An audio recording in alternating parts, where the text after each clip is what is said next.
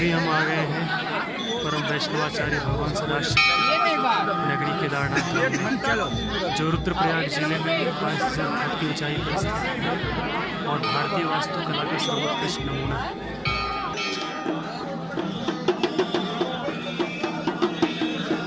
भगवान भोलेनाथ के ये भक्त केदारनाथ मंदिर के इस निर्माण कला या वास्तुकला को लेकर के दुनिया भर के वैज्ञानिक अचंभित हैं।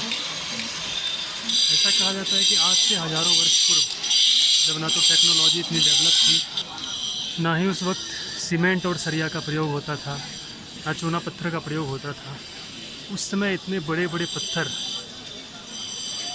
इस दुर्गम पहाड़ी चित्र पर कैसे लाए गए और बिना सीमेंट सरिया का प्रयोग किए इसे आपस में इंटरलॉक सिस्टम के माध्यम से जॉइंट किया गया है। इन 22,000 फुट की ऊंचाई पर हजारों वर्ष पूर्व कैसे इतने सारे पत्थर लाए गए होंगे और इसको इस तरह एक दूसरे से इंटरलॉक किया गया है सारे पत्थरों को, और इसमें ऐसी मजबूती है कि हजारों बार यहाँ पर प्राकृतिक आपदाएं आई लेकिन इस मंदिर का वो कुछ भी ना बिगाड़ सके।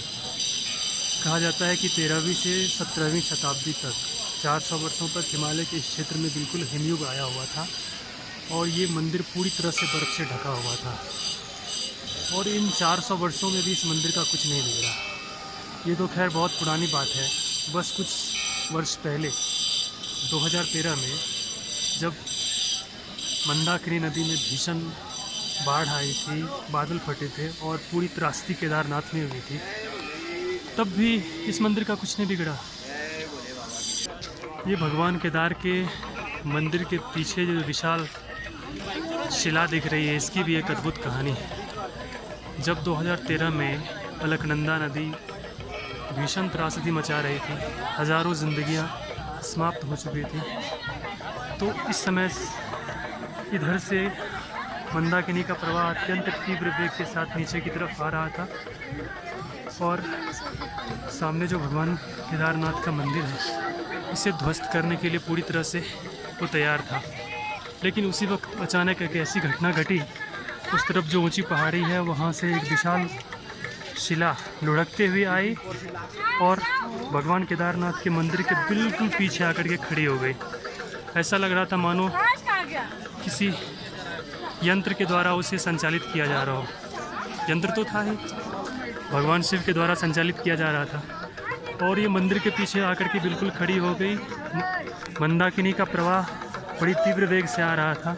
भक्तों को लग रहा था कि अब ये मंदिर भी शायद ढह जाएगी, लेकिन इस पर्वत शिला के सामने आकर के वो पानी दो भागों में बट गई, वी शेप ले लिया, और जब पानी दो भागों में बट गई तो ऑटोमेटिकली मंदिर की सुरक्षा हो गई। ये सुरक्षा करने वाले कौन थे?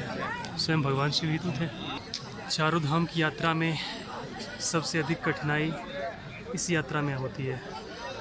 कोई भी गौरीकुंड आए और गौरीकुंड आने के बाद लगभग 18 किलोमीटर पहाड़ की चढ़ाई करके उसके बाद इस मंदिर के दर्शन कर पाता है और भगवान केदारनाथ का आशीर्वाद प्राप्त कर पाता है। तो ये है परम वैष्णवाचार्य भगवान सदाशिव की अनोखी, अद्भुत, अनिवर्चनीय नगरी केदारनाथ धाम।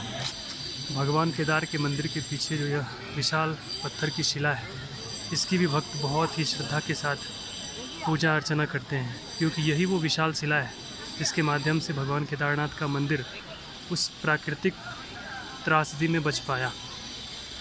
मतलब एक अजीब सी फीलिंग होती है।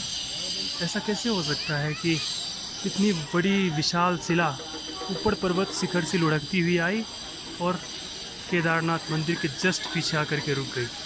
अगर ये शिला जरा सी भी आगे बढ़ती तो केदारनाथ का मंदिर ध्वस्त हो सकता था, लेकिन नहीं, बिल्कुल पीछे आकर रुकी और मंदाकिनी के प्रवाह को दो भागों में बांट दिया, और ना तो प्रवाह इस मंदिर का कुछ बिगाड़ पाई और ना ही ये पत्थर।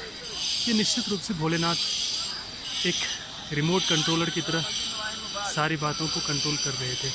तो यही है वो भगवान केदारनाथ का मंदिर, जहाँ आना प्रत्येक शिव भक्त की इच्छा होती है। आजकल बड़े जोरों से यहाँ पे कंस्ट्रक्शन का कार्य चल रहा है। पुराने जो मार्ग टूट गए थे उसकी जगह नया मार्ग बनाया जा रहा है और बड़ी बिल्डिंगें बनाई जा रही है ताकि भक्तों को यहाँ रहने में कोई भी असुविधा ना हो। कि जो बर्फीली चोटी दिख रही है उससे पीछे का मार्ग जाता है वासुकी ताल की तरफ, जहाँ 12 बजे के बाद जाना मना है, क्योंकि 12 बजे के बाद मौसम ख़राब हो जाता है और उधर मौसम ख़राब हो गया तो मृत्यु निश्चित है। ना तो उधर कोई शेल्टर है, ना कोई भोजन की व्यवस्था है, ना ही कहीं रुकने की कोई व्यवस्था है। तो आज मेरा ये 3 सितंबर 2022 का दिन, जब मैं भगवान केदारनाथ के दर्शन करने आया। Thank you so much to all my viewers. जय जय Shri Harivansh. Look at this beautiful flowers from Himalayas. कितने सुंदर फ्लावर्स हैं, इन्हें कोई उगाता नहीं है, खुद ब खुद जब बरसात का टाइम आता है तो पहाड़ की ढलानों पर ऐसे पुष्प स्वतः ही खिलाते हैं। कितने सुंदर फ्लावर्स हैं। सामने हिमालय की ऊंची ऊंची चोटियाँ,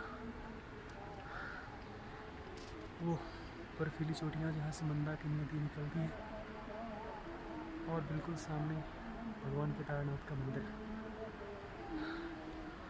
ये पहाड़ का 180 डिग्री व्यू, नीचे गहरी खाई, मंदाकिनी नदी बहती है। आहा,